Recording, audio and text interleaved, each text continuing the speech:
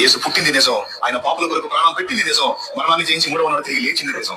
ఇక్కడ ఏం చెప్తున్నాడంటే యేసు పాపుల కోసం ప్రాణం పెట్టాడంట. ఎంతటి అబద్ధం అనేది! యేసు పాపుల కోసం ప్రాణం పెట్టాడా? ప్రాణం పెట్టాడా యేసు? మానవుల పాపాల కోసం యేసు ప్రాణం పెట్టాడనేది శుద్ధ అబద్ధం. యేసు ఇతరులు తన బోధ విని పాప క్షమాపణ ఎక్కడ పొందుతారు అని భయపడి తన బోధను దాచుకున్నటువంటి జాత్యాహంకారి. వాక్యం చూడండి, మార్కు సువార్త 4:12. వెలుపల నుండి వారు ఒకవేళ దేవుని వైపు తిరిగి పాప క్షమాపణ పొందుదురని, బయట ఉన్నవారు తన బోధ విని దేవుని వైపు తిరిగి పాప క్షమాపణ పొందుదురని వారు చూచుటకైతే చూచియు కనుగొనకను, వినుటకైతే వినియు గ్రహింపకయు నుండుటకును అన్నియు ఉపమాన రీతిగా వారికి బోధించబడుచున్నవని వారితో చెప్పాను. వారు దేవుని వైపు తిరిగి పాప క్షమాపణ పొందేస్తారని చెప్పి తన బోధను వారికి అర్థం కాకుండా దాస్తున్నాడు. ఉపమాన రీతిలో అంట వీళ్ళకి చెప్పుకుంటున్నాడు, వాళ్ళకి అర్థం కాకుండా బయట ఉన్న వాళ్ళు. ఇటువంటి జాత్యాహంకారిని తీసుకువచ్చి మానవుల పాపాల కోసం ప్రాణం పెట్టాడని ప్రచారం చేస్తారా? సిగ్గులేదా? యేసు పుట్టింది నిజం, ఆయన పాపుల కొరకు ప్రాణం పెట్టింది నిజం. నందు ప్రియులారా, ప్రభువును రక్షకుడైన యేసుక్రీస్తు నామం పేరిట శుభాలు. తెలుగు 2 రాష్ట్రాల తెలుగు ప్రజలైన వారందరికీ, క్రైస్తవులకు మరియు ముస్లింలైన వారందరికీ ప్రభు పేరిట శుభాలు. అలే నాకు వలె యేసుక్రీస్తు ప్రభుని అంగీకరించిన వందలాది ముస్లిమ్స్ కుటుంబాలు యేసు ప్రభు రక్షణలోకి వచ్చినటువంటి వారందరికీ కూడా ప్రభు పేరిట నా శుభాలను తెలియపరుస్తున్నాను. మరి అది ఈ మధ్య కాలంలోదో మరి గత కొద్ది కాలం క్రితమో కానీ సహోదరుడు ఆ యొక్క రఫీఖాన్ షాలేం రాజు బ్రదర్ పాస్టర్ షాలేం రాజు చిలకలూరుపేట తాను ఒక వర్తమానము తాను తెలియపరుస్తూ యేసుక్రీస్తు ప్రభు వారు ఈ లోకానికి మానవాళి విమోచనార్థమై లోకరక్షకుడుగా తన ప్రాణము అర్పించి పాప క్షమాపణ అనుగ్రహించుటకు క్రీస్తు ప్రభు వచ్చిందని బైబిల్ గ్రంథం పాత నిబంధనలో పూర్వ ప్రవక్తల ద్వారా తెలియపరిచినటువంటి లేఖన సత్య సంగతులను తన సభలో లేక తన సంఘములో ఆ వాక్యము తన ప్రజలకు తాను చెప్పుకుంటున్నటువంటి సందర్భం అది. ఆ వర్తమానం చాలా సమయం ఉంటుంది. దాదాపు ఏ చర్చిలోనైనా ఒక సేవకుడు ఆదివారం పూట ఆ ప్రసంగం చేస్తే గనుక గంటకు పైబడే చాలా సందర్భాల్లో మనం చూస్తుంటాం. అందులో కేవలం ఒక 10 సెకండ్స్ సంబంధించినటువంటి మాట, 1 నిమిషం కూడా కాదు, ఒక 10-15 సెకండ్లకు సంబంధించిన మాట మాత్రమే కట్ చేసి యేసుక్రీస్తు పాపుల కొరకు వచ్చాడా, ఎక్కడొచ్చాడు అని అంటూ ఈ ముస్లిమ్స్ వక్త అని చెప్పుకుంటున్న ఈ రఫీఖాన్ అనేటువంటి తగాడు మార్కు సువార్త 4వ అధ్యాయం 12వ వచనాన్ని చాలా వక్రీకరిస్తూ, అంటే అందులో ఉన్న వాస్తవం ఏమిటో అతగాడికి తెలియక ఆ మాటను చాలా భిన్నంగా బోధిస్తూ జాతి అహంకారము కలిగిన వాడు అనంటూ క్రీస్తుని చాలా పెద్ద పెద్ద మాటలు మాట్లాడాడు వీడు. దయచేసి రఫీఖాన్ అనేటువంటి వాడే గాని, ఎందుకు నేను వాడంటున్నానంటే ముందు దైవ ప్రవక్తల గురించి మాట్లాడేటప్పుడు కాస్త ఒళ్ళు దగ్గర పెట్టి మాట్లాడాలి. అది నేనైనా మీరైనా. మొహమ్మద్ గురించి నేనేం మాట్లాడినా ఎక్కడా కూడా లేని విషయాలు చెప్పటం అనేది జరగదు. యేసు ప్రభు చెప్పారు, నా అంతట నేనే నా ప్రాణము పెట్టుచున్నాను, నా ప్రాణం పెట్టుటకు నాకు అధికారం కలదు, తిరిగి నా ప్రాణము తీసుకున్నటకు నాకు అధికారం కలదు అని ప్రభు చెప్పారు. యెషయా 53వ అధ్యాయం ప్రవచనములో ఇలా ఉంది, అతడు మరణము నొందునట్లు తన ప్రాణమును దారపోయెను అని ఉంది. ఇంకేం కావాలి ప్రవచనాలు? ఇంకేం కావాలి? అతడు మరణము నొందునట్లు తన ప్రాణమును దారపోయెను, అతని నలగగొట్టుటకు యెహోవాకు ఇష్టమాయెను. ఇలా చెప్పుకుంటూ వెళితే వందల సంఖ్యలో యేసు ప్రభు యొక్క మరణమును గూర్చియు, ఆయన పునరుద్ధానమును గూర్చియు, తిరిగి ఆయన పరలోకానికి ఎత్తబడుట అనుదానిని గూర్చియు, పాతాళ లోకానికి వెళ్ళి ఆదాము నుండి క్రీస్తు శిలువలో మరణించే వరకు మృతులైన వారి యొద్దకు వెళ్ళి ఆ మృతులలో ఉన్న వారిని ఆయన విమోచించటము, తిరిగి పరలోకానికి ఆయన వెళ్ళటం, పరలోకము నుండి తిరిగి 2వ రాకడలో ఆయన మరలా ఈ భూమి మీదకి వస్తారని చెప్పటం, ఇలాంటి ప్రవచనాలు బైబిల్ అంతా కూడా వందల సంఖ్యలో ప్రవచనాలు ఉన్నాయి. గతంలో నా వీడియోలో ఒక మాట చెప్పాను, కుండ నిండా భోజనం అన్నం ఉండగా గరిటితో తిప్పినప్పుడు గరిటికి 4 మెతుకులు అంటుకుంటాయి. అయితే గరిటికి అంటుకున్న 4 మెతులు మాత్రమే భోజనం అనుకోవద్దు. ఆ కుండను మీద మూత తెరిచి చూస్తే లోపల భోజన పదార్థం చాలా ఉంటుంది. గరిటెకి అంటుకున్న 4 మెతుకులు మాత్రమే భోజనం అనుకోవద్దని గతసారి నేను చెప్పాను. కుండలో తడివి చూడండి, కుండలో వెతికి చూడండి. ఆ కుండ లోపల మూత తెరిచి పదార్థంలో చూస్తే ఇంకా చాలా భోజన పదార్థం మెతుకులు చాలా ఉంటాయి. నీ కంటికి కనబడే 4 మెతుకులు తీసుకొని ఇది మాత్రమే భోజనం అని కేవలం ఆ 4 కోసం మాట్లాడటం కాదు, కానీ కుండ లోపల తేరి చూస్తే లోపల పదార్థం చాలా ఉంటది సహోదరులారా. అలాగే బైబిల్ గ్రంథములో ఉన్న లోతైన విషయాల్లోకి వెళ్ళి తడివి చూస్తే లోతుగా చాలా విషయాలు బయటకు కనబడతాయి. సహోదరుడు షాలేం రాజు బ్రదర్ చెప్పినటువంటి మాటకు ఇతడు చాలా వంకరిగా మాట్లాడుతూ క్రీస్తు జాతి అహంకారము గలవాడు అనే పదాన్ని వాడేసాడు ఇతడు. తర్వాత ఆయన పాపుల కొరకు వచ్చింది కానే కాదు, ఎక్కడ దేవుని వైపు ప్రజలు త్రిప్పబడి రక్షణ పొందేస్తారేమో అని చెప్పవలసినటువంటి రక్షణ సువార్త ప్రజలకు చెప్పకుండా ఆపేసాడు అంటున్నాడు ఇతగాడు. అసలు వీడికి వాక్యం ఏం తెలుసు? ఈ రఫీఖాన్ అన్న వాడికి అసలు వాక్యం ఏం తెలుసు? వీడికి కానీ ఇతర తాలూకా వాళ్ళకి కానీ. ఎందుకు నేను ఈ మాట అంటున్నానంటే, మాట్లాడేటప్పుడు ఒళ్ళు దగ్గర పెట్టుకొని గ్రంథాల కోసం మాట్లాడు, జాగ్రత్తగా మాట్లాడు. ఇది మంచి మాట. సరే, ఇప్పుడు నువ్వు చెప్పినటువంటి మార్కు సువార్త 4వ అధ్యాయము 12వ వచనం మాట్లాడావు కదా, జాగ్రత్తగా విను. ఇక్కడ యేసుక్రీస్తు ప్రభు వారి 4వ అధ్యాయంలో నీవు గమనిస్తే తొలి మాటే నేను చదువుతున్నాను. ఆయన సముద్ర తీరమున మరలా బోధింపనారంభింపగా బహుజన సమూహము ఆయన యుద్ధకు కూడి వచ్చిరి. ఇంతకు యేసు ప్రభు దగ్గరకు వచ్చిన ప్రజలు ఎవరో? బహుజన సమూహము. అక్కడ ఉండేటువంటి యూదులే, పాలస్తీనా లేకపోతే యెరూషలేములో ఉండే ఆ చుట్టుపక్కల ప్రజలే, అనగా యూదులే. యేసును వెంబడించినటువంటి ఆయన శిష్యు బృందము యూదులు, అనగా ఇజ్రాయేలీలు. అక్కడ ఉండేటువంటి ఆ సముద్ర తీరన చేపలు పట్టుకునేటువంటి ప్రజలందరూ కూడా ఆనాటి యూదులే, వారే. బహుజన సమూహము ఆయన యొద్దకు కూడి వచ్చి ఉండగా, ఆయన సముద్రములో ఒక దోణి మీద కూర్చొని ఉండగా, ఆయన దోణి మీద కూర్చొని ఉండగా బహుజన సమూహము నేల మీద కూర్చుండిరి. ప్రజలందరూ క్రింద కూర్చున్నారు, ఆయన దోణిలో కూర్చున్నారు. ఓకేనా? ఇప్పుడు ఆయన నోరు తెరిచి క్రింద కూర్చున్న ప్రజలకు ఆయన ఉపమాన రీతిగా ఇట్లా చెప్తున్నారు. ఏమని? ఇదిగో విత్తుటకు ఒక మనుషుడు తన విత్తనములు విత్తుకుంటూ వెళ్ళిపోయాను. అలా విత్తుకుంటూ వెళుచుండగా కొన్ని మన్ను రాతి నేలను పడెను, కొన్ని ఆ త్రోవ ప్రక్కన పడెను, కొన్ని ముండ్ల పొదల నడుమ పడెను, మరికొన్ని మంచి నేలను పడెను అని ఉపమాన రీతిగా ఆయన 4 రకాల విత్తనములు ప్రదేశాలు, 1 త్రోవ ప్రక్కన, 2 రాతి నేల, 3 ముండ్ల పొదల నడుమ, 4 మంచి నేల, ఇలాగా ఈ విత్తనములను గూర్చి అక్కడికి వచ్చిన బహుజన సమూహం కొరకు ఆయన తెలియపరుస్తూ, మొదటిగా రాతి నేలను పడిన వారిలో విత్తబడిన వాక్యం కొద్ది రోజులే ఉంటుంది. అపవాది వచ్చి, ఆకాశ పక్షులు వచ్చి కనబడుతున్న విత్తనాన్ని అనగా వాక్యాన్ని ఎత్తుకొని వెళ్ళిపోవును, వీరు కొద్ది రోజులే ఫలించగలుగుతారు అనంటూ మెత్తని నేల 100 ఫలించిందని చెప్పి చివరి మాట చెప్పారు ఆయన. మెత్తని నేల అనగా వేయబడి ప్రతి నీటి బిందువును భూమి తన లోపలకు ఆస్వాదిస్తాది. అంటే మెత్తగా ఉన్న నేలలో నీళ్లు వంపితే కనుక చక్కగా లోపలికంట దిగుతాయి. అదే రాతి నేల మీద గచ్చు మీద నీళ్ళు వేస్తే లోపలికంట వెళ్ళవు. కాస్త ఆలోచన చెయ్యండి. ఈ విధంగా 4 రకాల ఉపమానాలు ఆయన చెప్పి ముగించిన తర్వాత యేసుక్రీస్తు ప్రభు వారి శిష్యులు యేసు ప్రభు వారిని తిరిగి ప్రశ్నించారు.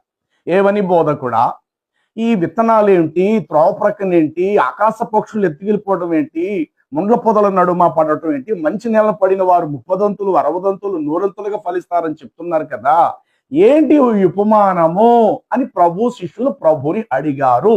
ఇది మార్కు సువార్త 4వ అధ్యాయంలో ఉండేటువంటి మాటలు. చూడండి, నేను చదువుతున్నాను ఇక్కడ 9వ వచనము. ఏమని? వినుటకు చెవి గలవాడు వినుగాక అని చెప్పాను. మార్కు సువార్త నువ్వు చెప్పిన దాంట్లో నేను చెప్తున్నాను, కాస్త పై వచనాలు చెప్తున్నాను. వినుటకు చెవి గలవాడు వినుగాక. ఆయన ఒంటరిగా ఉన్నప్పుడు, 10వ వచనము, ఆయన ఒంటరిగా ఉన్నప్పుడు శిష్యులతో కూడా ఆయన చుట్టూ ఉండిన వారు ఆ ఉపమానమును గూర్చి ఆయనను అడిగిరి. బోధకుడా, ఉదయ సమయాన్ని మీరు చెప్పారు కదా, కొన్ని ఒక గంట క్రితం మీరు చెప్పారు కదా, ఏంటి ఉపమానానికి భావము, అర్థము అని అడిగారు. అప్పుడు యేసుక్రీస్తు ప్రభు చెప్తున్నారు, అందుకాయన దేవుని రాజ్య మర్మములు తెలుసుకొనుట మీకు అనుగ్రహింపబడినది. అంటే ఎవరికి అనుగ్రహించబడింది? తనను వెంబడించే తన శిష్యులతో చెప్తున్నారు. ఏమని? దేవుని రాజ్య సంగతులు తెలుసుకొనుట మీకు అనుగ్రహింపబడినది. మరి మిగతా వారైతే వారు ఇంకా అనుగ్రహము నొందని స్థితిలో వారు ఉన్నారు.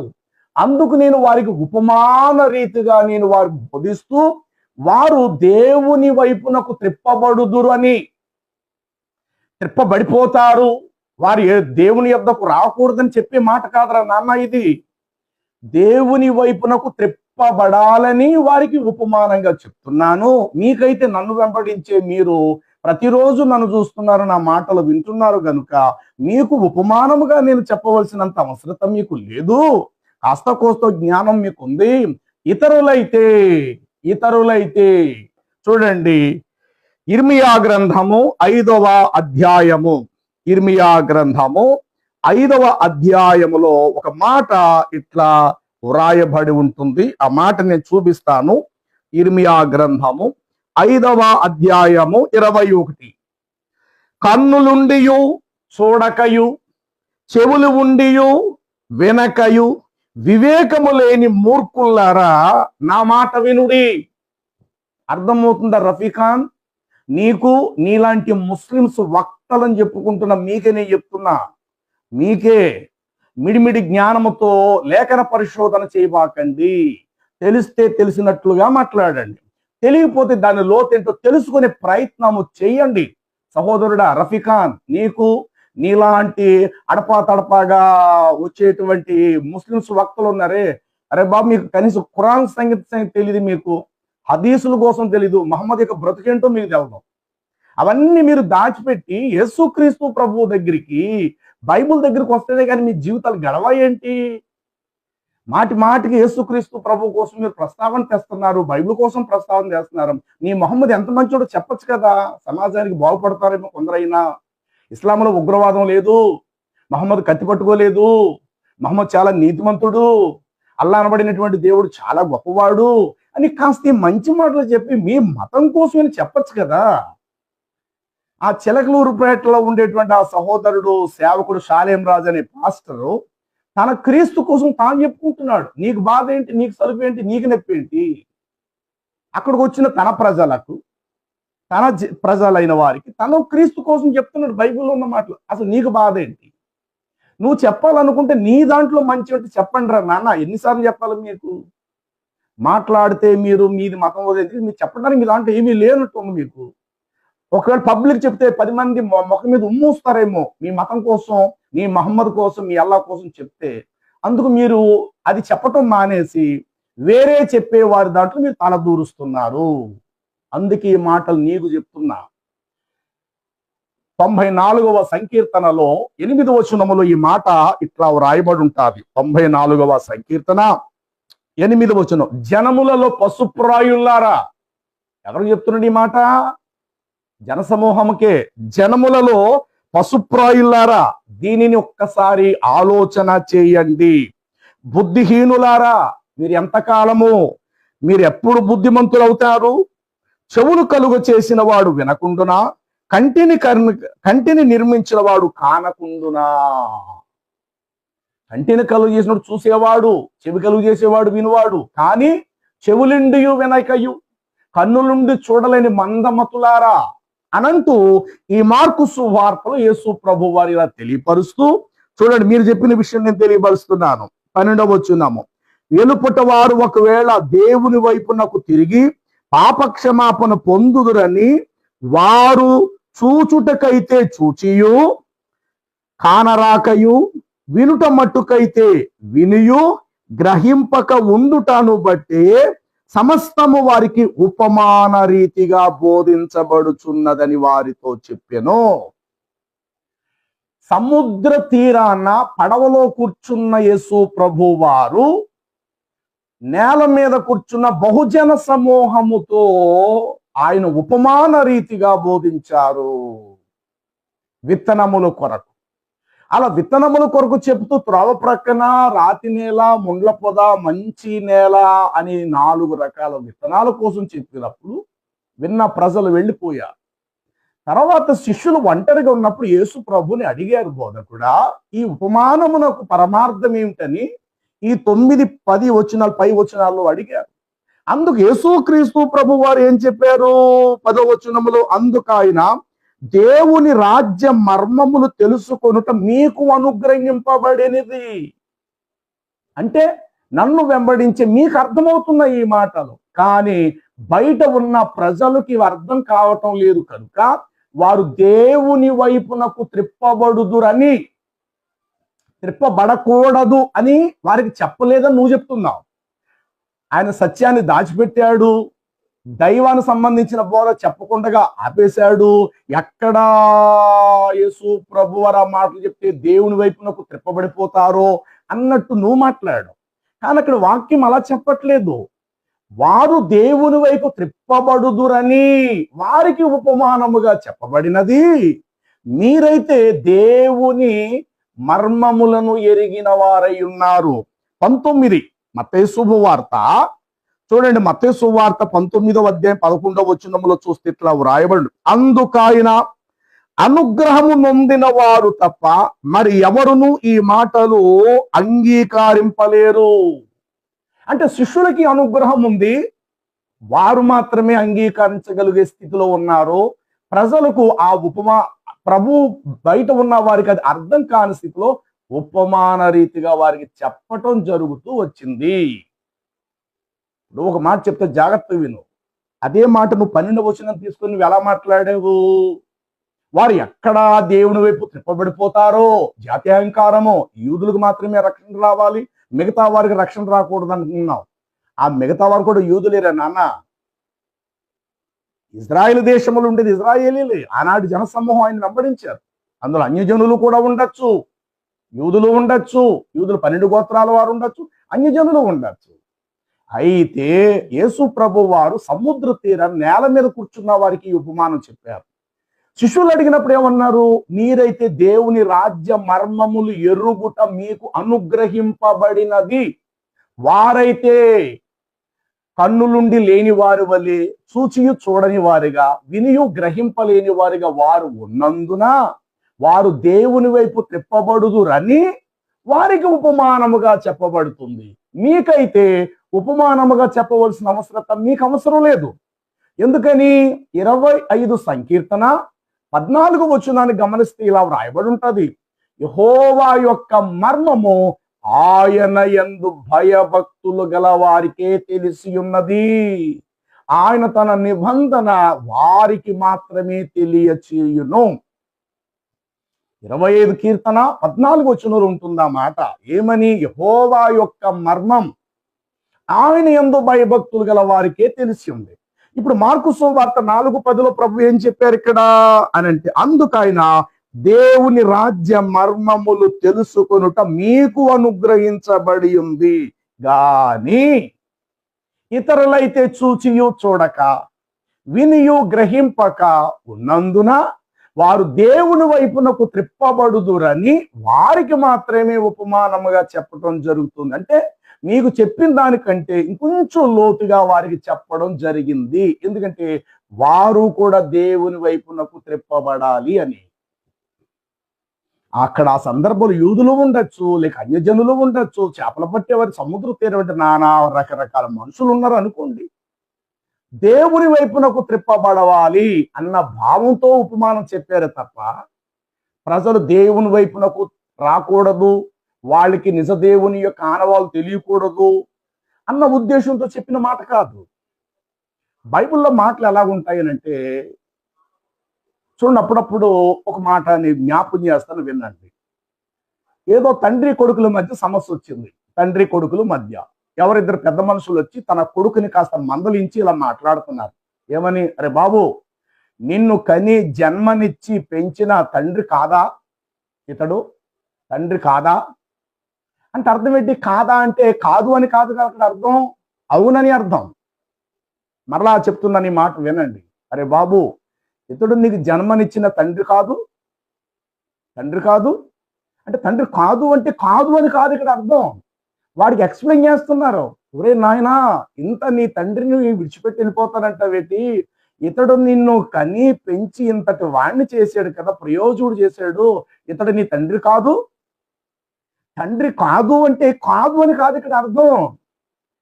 నీ తండ్రిని వదిలేసి నువ్వు ఎలా వెళ్ళిపోతావురా నాయన? ఇతడు నీ తండ్రే కదరా. ఒక మాట అంటే నీకు బాధ ఏంటిరా నాన్న? ఇతడు నీ తండ్రి కాదు అన్నారు. ఇంకో మాట చెప్తా వినండి. ఒక బాకీ వాడు అప్పు తీసుకున్నాడు, అప్పిచ్చేవాడికి వడ్డీ కట్టాలి. అవతల వాడు నువ్వు నాకు డబ్బులు ఇవ్వలేదు అన్నాడు, వడ్డీ డబ్బులు ఇవ్వలేదు అన్నాడు. యువతల వాడు ఏమన్నాడు? చూడండి సార్, పోయిన నెల 1వ తారీఖు ఉదయం 10 గంటలకు 10,000 రూపాయలు వడ్డీ తీసుకొచ్చి మీకు నేను ఇవ్వలేదు అన్నాడు. ఇవ్వలేదు అంటే ఇవ్వలేదు అని కాదు ఇక్కడ అర్థం. అతని నోటంటే నిజం రప్పించడానికి అడుగుతున్న మాట అది. నేను వచ్చి మీకు ఇవ్వలేదు, నేను మీకు వచ్చి 10,000 రూపాయలు వడ్డీ నేను మీకు ఇవ్వలేదు అన్నాడు. ఇవ్వలేదు అన్న మాటని ఎలాగుంది? ఇవ్వలేదని కాదు ఇక్కడ అర్థం. నీకు ఇచ్చానురా నాన్న అనే అర్థం. వారు దేవుని వైపు త్రిప్పబడుదురేమో అంటే త్రిప్పబడకూడదు అని కాదు అర్థం ఇక్కడ. త్రిప్పబడాలి అని చెప్పే వారికి ఉపమానముగా చెప్తున్నాను. మీరైతే దేవుని రాజ్య మర్మములు ఎరిగిన వారు కనుక మీకు ఉపమానముగా చెప్పవలసినంత అవసరత మీకు లేదు. నన్ను వెంబడిస్తున్నారు, ప్రతిరోజు నన్ను మీరు చూస్తున్నారు గనుక. ఇటొచ్చి వారికైతే ఉపమానముగా ఎందుకు చెప్పబడుతున్నదంటే, వారు వినియు గ్రహించలేని, చూచియు చూడలేని వారిగా మందమతుల్లా ఉన్నారు. జనములలో పశుప్రాయులారా, దీనిని ఆలోచన చేయండి. అనుగ్రహము నొందిన వారు మాత్రమే ఆయన మాటలు అంగీకరించుదురు అని చెప్పి 19:21 ఆ యొక్క 19:11 మత్తయి సువార్తలో ప్రభు చెప్పారు. అందుకాయన అనుగ్రహము నొందిన వారు తప్ప. మరి అనుగ్రహం నొందిన వారికి ఆయన మాటలు అంగీకరించబడతాయి, అవి వారికి అర్థం కాగలుగుతాయి. ఆయన ద్వారా అనుగ్రహము నొందని వారికి అవి అర్థం కావు. అందుకు పౌలు కొరింథీయులకు రాసినటువంటి తన తొలి పత్రిక 2వ అధ్యాయము ఈ మాటలు ఇట్లా వ్రాయబడి ఉంటుంది. 2వ అధ్యాయము 14వ వచనాన్ని గమనిస్తే చూడండి, ఇట్లా వ్రాయబడి ఉంటుంది. 2వ అధ్యాయము పౌలు కొరింథీయులకు రాసిన తన పత్రిక, ప్రకృతి సంబంధి అయిన మనుషుడు దేవుని ఆత్మ సంగతులు అంగీకరింపడు. అర్థమైందా? ప్రకృతి సంబంధమైన మనుషుడు, లోకాన్ని అధికంగా ప్రేమించే వాడికి దేవుని మాటలు వెర్రితనంగా కనబడతాయి. దేవుడనే ఆసక్తి, నిజదేవుడు కావాలని కోరుకునే వాడికి చేదుగా ఉన్న దేవుని మాట కూడా మాధుర్యంగా కనబడుతుంది. దేవుని ఉగ్రత కూడా ఎంతో ప్రేమగా స్వాగతిస్తాడు. దేవుడు శిక్షను కూడా ప్రేమించగలుగుతాడు. దేవుని అనుగ్రహం నొందిన వారికి, దేవుని అనుగ్రహం ఎవరిపై ఉంటుందో శిక్షను కూడా వారు ప్రేమగా స్వాగతిస్తారు. అలాగే అనుగ్రహం నొందని వారికి దేవుడు ప్రేమించే ప్రేమ కూడా వాడికి విషంగానే కనబడుతుంది. ప్రేమతో పెట్టే వారికి కారం ముద్దైనా ప్రేమగానే ఉంటుంది. హృదయములో ద్వేషంగా ఉండేటువంటి వారికి పరవన్నం తీసుకొచ్చిన పాసిపోయిన ఆహారంలాగే కనబడుతుంది. అర్థమైందా సహోదరుడా? విరోధ భావముతో మీరు వింటున్నప్పుడు పరవన్నం కూడా నీ దృష్టికి పాసిపోయిన పదార్థంతో సమానం. కానీ ప్రేమించేటువంటి వాడికి మాత్రము అది పచ్చడి మెతుకులైన మాధుర్యంగానే కనబడుతుంది. యేసు ప్రభు చెప్పారు, నా తండ్రి ఒకరిని ఆకర్షిస్తేనే కానీ వాడు నా యొద్దకు రాలేడు. ఆయన ఆకర్షణలో మీరు లేరు. సృష్టికర్త అయిన తండ్రి, నీ అల్లా కోసం నేను చెప్పట్లా. నేను చెప్పేది ఇజ్రాయేలు దేవుడు, ఆదామును నేలమట్టితో సృష్టించిన దేవుడు, సర్వలోకాలకి ప్రభువు అయిన సృష్టికర్త అయిన బైబుల్ గ్రంథములో మాత్రమే ఉన్న సృష్టికర్త అయిన దేవుడు నిన్ను గాని మీ వక్తలు గాని ఇంకా ఆకర్షించలేదు. కాబట్టి ఆ అజ్ఞానంలో చీకట్లో మీరు ఉంటూ మీ మట్టుకు మీరు బుద్ధిమంతులనియు మీ మట్టుకు మీరు జ్ఞానులని మీరు చెప్పుకుంటున్నారు. అందుకే అన్నాడు, మందమతులారా కన్నులుండి చూడలేని, చెవులుండి వినలేని, హృదయముండి గ్రహించలేని మందమతులారని చెప్పే మాటలు నీలాంటి వారి కోసమే. రఫీఖాన్, మరలా చెప్తున్నా నీ కోసమే. కాబట్టి ఆ యొక్క చిలకలూరుపేట పాస్టర్ గారు షాలేం రాజు చెప్పిన మాట పూర్తిగా ప్రసంగం వినటం మానేసి ఒక చిన్న ముక్క కట్ చేసి యేసు పాపుల కోసం వచ్చేటట, మనుషులందరి కోసం ప్రాణం పెట్టడానికి వచ్చేటట, అసలు ఎక్కడున్నది? మార్కు సువార్త 4:12 ఏం చెప్పాడు? వారు ఎక్కడ దేవుని వైపు త్రిప్పబడిపోతారో అంటే యేసు ప్రభు బోధ అక్కడ వారు దేవుని వైపు త్రిప్పబడకూడదు అని నువ్వు అర్థం చేసుకున్నావు. అందుకే మాట చెప్తున్నాను, 1వ తారీఖు మీ ఇంటికి వచ్చి 10,000 రూపాయలు అడ్వాన్స్, 10,000 రూపాయలు వడ్డీ డబ్బులు నేను మీకు కట్టలేదు అంటే కట్టలేదు అంటే లేదని కాదు ఇక్కడ అర్థం. అవతలవాడు ప్రశ్నిస్తున్నాడు, అరే అబ్బాయి వచ్చి కట్టేది కదరా అని అర్థం.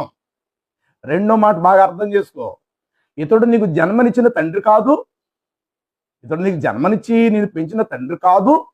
అవతల వాడు ఆ మాట అంటుంటే కాదు అనే మాటలు ఉన్న అర్థం కాదని కాదు ఇక్కడ అర్థం. ఇతడు నీకు జన్మనిచ్చిన తండ్రి కాదు అంటే ఒరే బాబు అవునే అని అర్థం వస్తుంది అక్కడ. కనీసం ఈ మాత్రం కొంచెం కూడా సమాజంలో మనుషుల మధ్య మనుషులు పలుకునే మాటలున్న భావమే మీకు అర్థం కానప్పుడు ఇక దేవుని సత్య సంగతులు ఏమర్థం అవుతాయిరా నాన్న మీకు? అందుకే చెప్తున్నాను, మీకు ఇంకేమైనా తెలుసుకోవాలంటే రండి, నా అడ్రస్ ప్రకారం ఉన్నది ఇక్కడే రాజమండ్రిలోనే, వచ్చి కూర్చోండి. అల్లా ఏంటి, మహమ్మద్ జీవితం ఏంటి, ఖురాన్ గ్రంథం ఎలా వచ్చింది, ఖురాన్ గ్రంథంలో ఉన్న పరిస్థితులు ఏమిటి, ఒకవేళ మీకు తెలియకపోతే తెలుసుకోండి వచ్చి.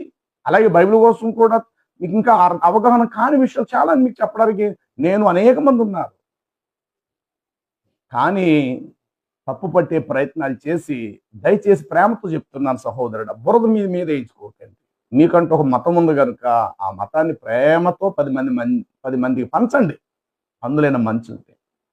తర్వాత యెషయా గ్రంథములో ఈ మాట 6వ అధ్యాయము 9-10 వచనాల్లో ఇట్లా కనబడుతుంది.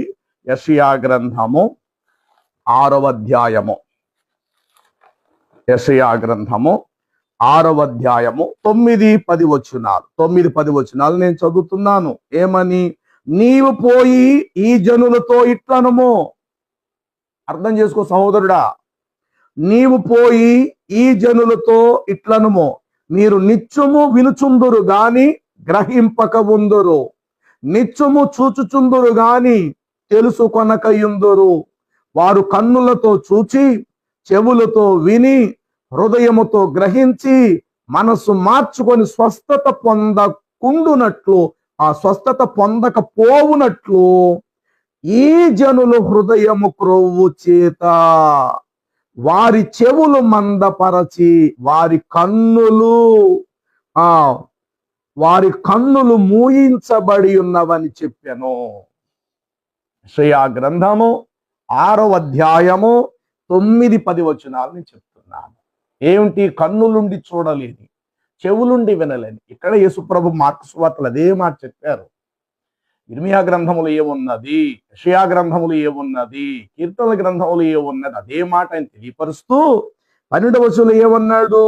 వెలుపట ఉండు వారు ఒకవేళ దేవుని వైపునకు తిరిగి పాపక్షమాపణ పొందుదురని, పొందకూడదని కాదురా నాన్న ఇక్కడ అర్థం, పొందుదురని వారు చూచుట మట్టుకైతే చూచియు, కనుగొనకయు, వినుట మట్టుకైతే వినియు, గ్రహింపక ఉండుటాను బట్టి సమస్తము వారికి ఉపమానముగా బోధించబడుచున్నదని వారితో చెప్పాను. సమస్త ప్రజలు ఆయన బోధ యుద్ధకు రావాలని చెప్పిన మాట తప్ప జాతి అహంకారం అని చెప్పేసి చూసా నువ్వు అంటే ఆయన వచ్చింది ఇజ్రాయిల్ మధ్యలోకి వచ్చాడు కాబట్టి తన ప్రజలకి ఆ దేవుని మార్గం తెలియాలి, మిగతా ఉన్న వారికి దొరకకూడదని కాదు. కనాను స్త్రీ ఒకటి, కనానీయులు అనగా ఇజ్రాయిల్ కాదు, తన కుమార్తె దయ్యం పట్టి బహుబాధపడుతుంటే ప్రభు యుద్ధకు వచ్చినప్పుడు ప్రభు ఒక మాట అంటాడు, అక్కడ ఉన్న వాళ్ళందరికీ జ్ఞానం కలగాలని, పిల్లలు నోటి యుద్ధ ఉన్న రొట్టె మొక్కను కుక్క పిల్లలకు పెట్టుట యుక్తము కాదు అని చెప్పాడు. ఆ స్త్రీ ఆ మాట గ్రహించుకొని అంటది, అయ్యా కుక్క పిల్లలు కూడా తమ యజమానుడు బల్ల మీద నుండి పడే రొట్టె ముక్కల కొరకు కుక్క పిల్లలు ఆశపడును కదా అన్నాడు. అంటే అర్థం ఏంటి అమాంది ఆ మాట? అంటే అర్థం ఏంటి? అయ్యా, నోటి నుండి పడే 4 ఎంగిలి మెతుకుల కొరకు నీ వెనకాతలు వస్తున్నాను అని అనుకోపోని, నా కూతుర్ని బాగు చేయ మహాప్రభు అని అడిగింది. ఆ మాటకి, అమ్మా నీ విశ్వాసము గొప్పది, నీవు వెళ్ళుము, నీవు అనుకున్నట్లుగా నీకు జరుగునుగాక. ఆ క్షణమే తన కుమార్తె దయ్యము చేత విడుదల పొంది బాగుపడెను. వచ్చిన స్త్రీ ఎవరింతకి? అన్యురాలైనటువంటి కనాను స్త్రీ. కనాను స్త్రీ.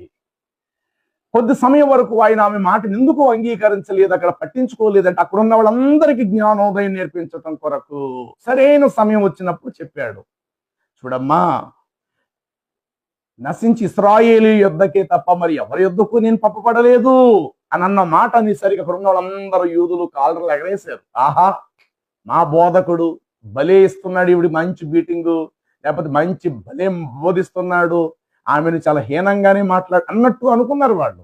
కానీ ఆయన ఉద్దేశం అది కాదు. అక్కడ ఆమెను కూడా ఇక్కడున్న వాళ్ళందరికట్టిగా ఘనురాలుగా ఎంచాలనుకున్నాడు ఆ మహాప్రభు. ఆయన అంటాడు, నేను నశించి ఇశ్రాయేలు యుద్ధకి పంపబడితేని మరి ఎవరి యుద్ధకు పంపబడలేదు అని అంటూ, పిల్లల నోటికాడున్న రొట్టె ముక్క కుక్క పిల్లలకు పెట్టుట మంచిది కాదు అన్నాడు. ఆ మాట కాబట్టి రివర్స్ అవలే.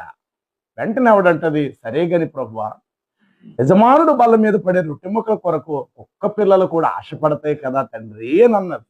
ఆ మాటకు వెంటనే ప్రభు, అమ్మా కుమారి, నీ విశ్వాసము గొప్పది అని. అంటే అర్థం ఏంటి తెలుసా? తనను వెంబడించే యూదులు ఏకదేవుణ్ణి ఆరాధిస్తున్నానుకునే వారిలో కంటే ఈమెకున్న విశ్వాసం ఒక మెట్టు ఎక్కువే ఉంది ఈవిడికి. నీ విశ్వాసం గొప్పదంటే అర్థం ఏంటి? అక్కడ ప్రక్కన ఉన్నటువంటి వారిలో వెలుతు చూపించాడు అని అర్థం. ఇలాంటి విషయాలు బైబిల్లో చాలా ఎదురవుతాయి. దాన్ని అర్థం చేసుకునే ప్రయత్నం చేయడానికి ప్రయత్నం చేయండి. కాబట్టి ఇతడు నీ తండ్రి కాదు అని అంటే కాదు అని కాదు ఇక్కడ అర్థం. మరి బాబు, ఇతడు నీ తండ్రి కాదు అంటే నీ తండ్రి కాడు అని కాదు ఇక్కడ అర్థం. అరే బాబు, ఇది నేను పెంచిన తండ్రి కదరా, నువ్వెందుకు అంత రివర్స్ అవుతావు నీ తండ్రి మీద అని అర్థం వస్తుంది. 1వ తారీఖుని 10,000 పట్టుకొని నీకు ఇవ్వలేదు అంటే ఇవ్వలేదు అని కాదు ఇక్కడ అర్థం. పట్టుకొచ్చి 10,000 రూపాయలు నేను మీకు వడ్డీ కట్టేశాను కదా, మళ్ళా రెండోసారి నన్ను అడుగుతారంటే 1వ తారీఖు 10 గంటలకు వచ్చి నేను మీకు 10,000 రూపాయలు ఇవ్వలేదు అంటే ఇవ్వలేదు అని కాదు ఇక్కడ అర్థం. ప్రశ్నిస్తున్నాడు, ఇవ్వలేదా నీకు అని అర్థం వస్తుంది. ఇవ్వలేదు అనే మాటకు అర్థం, వారు దేవుడై తెప్పబడుదురు. పక్కన ఏమో అనే మాట లేదు. ఏమో అంటే డౌట్ గా నువ్వు అన్నట్టు అనుకోవచ్చు. తిప్పబడుదురనియు వారికి ఉపమానముగా చెప్పబడినది. కాబట్టి దయచేసి సహోదరుడా, రఫీఖాన్, నువ్వు చెప్పే విషయాలు చాలా వరకు వింటున్నావు, కానీ నీకు సంబంధం లేని దాంట్లో నువ్వు తలదోచకూడదు తమ్ముడు. నువ్వు కానీ, షఫీ కానీ, సిరాజ్, ఇలాంటి వక్తులు ఉన్నారు కదా, కొత్తగా పుట్టుకొచ్చేసారు. ఏదో మాకే ఖురాన్ తెలుసు, మాకే బైబిల్ తెలుసు అన్నట్టు. దయచేసి అలా ప్రయత్నించకండి.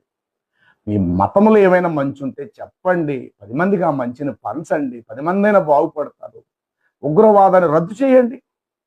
మీ ఇస్లాంలో ఉండేటువంటి ఉగ్రవాదాన్ని రద్దుపరచండి రా బాబు. ఎక్కడ చూసినా మీ ప్రస్తావన వస్తుంది. ముస్లింలు అంటేనే ఉగ్రవాదం అనేస్తున్నారు కదా. మళ్ళీ ఇలా అంటారు, ముస్లిమ్స్ అందరూ ఉగ్రవాదులు కాదు. కానీ ముస్లిమ్స్ అందరూ ఉగ్రవాదులు కాదు, కానీ ఉగ్రవాదిగా ఉండే ప్రతి ఒక్కరు తప్పనిసరిగా ముస్లిమే అనే మాట చివరికి తేలిపోతుంది. కాబట్టి ఆ ఉగ్రవాదం అనే దాన్ని ఏదో నిర్మూలపరచండి, సమాజానికి సేవలు అందించండి. యేసు ప్రభు వారిలో ఉన్న ప్రేమ, నిన్ను వలె నీ పొరుగువాడిని ప్రేమించును అనేటువంటి ఆ స్ఫూర్తిని, ఆ మంచి మాటలు లాంటివి తీసుకొని మీరు కూడా యేసు ప్రభువు యొక్క మార్గంలో నడిచే ప్రయత్నము చేయండి. యేసుక్రీస్తు ప్రభువు మనుషులందరి కొరకు, ఆదాము మొదలుకొని క్రీస్తు శిలువలో మరణించే వారి వరకు ఆయన రుణం చెల్లించాడు తన ప్రాణం పెట్టి. పాపం వల్ల వచ్చు జీతం మరణం. అందులో మీ మహమ్మదు వారికి కూడా యేసు ప్రభు వారే విమోచనకర్త. మహమ్మదును వెంబడించిన ఖలీఫాలు కానీ, లేకపోతే ఆయన అనుచర బృందం కానీ, శిష్యు బృందం కానీ, మానవ జాతికి యేసుక్రీస్తు ప్రభు ఒక్కరే విమోచనకర్త. ఆయన జడ్జిమెంట్, తీర్పు తీర్చడానికి రెండవసారి మరలా వస్తారు. నీ మహమ్మద్ రాడు, ఆదాము రాడు, అబ్రహాం రాడు, ఇజ్రాయేలు ప్రవక్తలు అనబడినటువంటి వారు ఎవరైతే క్రీస్తుకు పూర్వం వచ్చారో ఏ ఒక్కరు ఆఖరికి నీ మహమ్మదు కూడా యేసు ప్రభువు తీర్చే తీర్పులో అందరూ నిలబడాలి, జడ్జిమెంట్లో నిలబడాలి.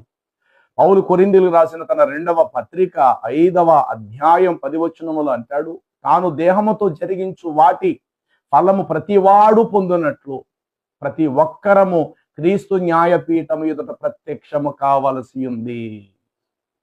కాబట్టి దయచేసి క్రీస్తును తక్కువ అంచనా వేసే ప్రయత్నం చేసి మీ ఆత్మలను మీరు నష్టపరుచుకోకండి బ్రదర్స్. ప్రేమతో నేను చెప్తున్నాను, మంచి మనసు తెలుసుకోండి. కొంత ఆలస్యమైనా యేసు ప్రభు వారిలో ఉన్న మంచి ఏమిటి, ప్రేమ ఏంటి, రక్షణ ఏంటి తెలుసుకోవటం మీకు మంచిది. కాబట్టి మార్కు సువార్తలో ప్రభు చెప్పిన మాట, బయట ఉన్న ప్రజలు దేవుని వైపు త్రిప్పబడిపోతారు అని భిన్నంగా చెప్పిన మాట కాదు. త్రిప్పబడుదురని వారికి ఉపమానంగా చక్కగా తెలియపరచడం జరిగింది. పెద్దలు అంటారు కదా, బాబు నువ్వు మాట్లాడితే అట్టుపండు ఒలిచి పండు నోట్లో పెట్టినట్టు మాట్లాడే బాబు, ఎంత చక్కగా చెప్పావు బాబు అని ఎలాగైతే అంటారో ఆ రీతిగా యేసు ప్రభు వారు వచ్చినటువంటి ప్రజా సమూహానికి ఆ మాట చెప్పారు. శిష్యులైతే ప్రభు చెప్పేశాడు, ఏమని ఇక్కడ అంటాడు, అందుకైనా దేవుని రాజ్య మర్మములు తెలుసుకుంటాం మీకు ఆల్రెడీ అనుగ్రహించబడి ఉన్నది. ఓకే, మీరు కరెక్ట్ గానే ఉన్నారు. వారైతే తెలుసుకోలేని స్థితిలో ఉన్నారు. కాబట్టి వారికి ఉపమానంగా ఎందుకు చెప్పానంటే, దేవుని వైపునకు త్రిప్పబడు అంటే తన బోధల యందు విశ్వాసం కలగాలని ప్రభు చెప్పారు. కాబట్టి దయచేసి శాలేం రాజు బ్రదర్ చెప్పిన మాటల్లో తప్పు పట్టడానికి నువ్వు ప్రయత్నం చేశావు.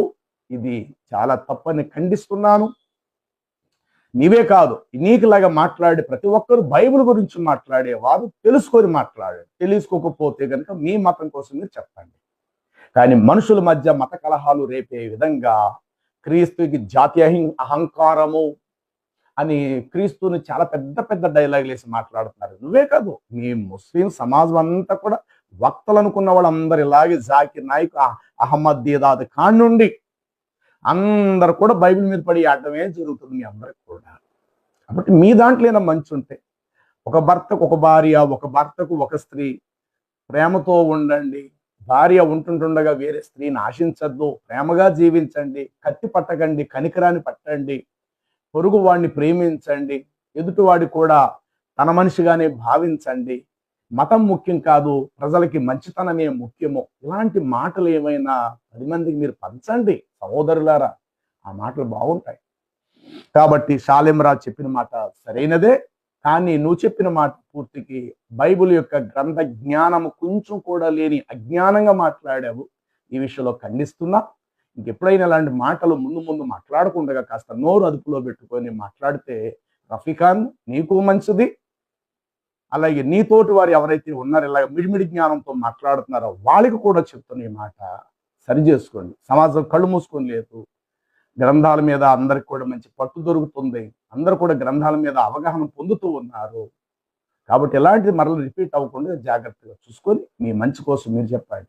ఇప్పుడు నేను మీకు ఈ మాట చెప్పడం కారణం ఏంటి, నువ్వు మాట్లాడిన మాట తప్పని చెప్పడానికి నేను మాట్లాడడం జరిగింది తప్ప ఊరికే కల్పించుకొని ఈ బైబిల్ ఖురాన్ కోసం చెప్పాల్సిన అవసరం నాకు లేదు. కానీ మా క్రిస్టియానిటీ గురించి, మా క్రీస్తు ప్రభు గురించి, మా బైబిల్ గురించి మాట్లాడే అధికారం మీకు లేదు. ఎందుకు లేదు అనంటే, మేము కలిగినటువంటి గ్రంథాల విషయాలు మేము మాట్లాడుతున్నాం. అది కాదో లేదో అక్కడ కూర్చున్న వాళ్ళు ఆ విషయాలు గ్రహిస్తున్నారు. లేకపోతే ఈరోజు క్రిస్టియన్ సమాజం ఇన్ని కోట్ల మంది అయి ఉండేవారు కాదు. అలాగే మీ దాంట్లో ఇస్తమాలు ఏవి జరుగుతాయి, మీ దగ్గరికి ఎవరు రారు, మీ జాతి ప్రజలే వస్తారు. ఎక్కడ ఇస్తమాలు జరిగినా వేల సంఖ్యలోనో రాగలుగుతారు. మీరు చెప్పుకోండి, దానికోసం తప్పులేదు. కాబట్టి వేరే దాంట్లో తలదూర్చి లేని వాటిని అలా మాట్లాడటం సరైన కాదని ప్రభు చిత్తం అయితే మీరు పెట్టేటువంటి ఆ కామెంట్స్ ఏవైతే ఉంటున్నాయో భిన్నంగా వాటికి సంబంధించి మరొక పర్యాయం మనం మాట్లాడుకుందాం. దేవుని యొక్క కృప మనకు తోడై ఉండును గాక. ఆమేన్. Thank you.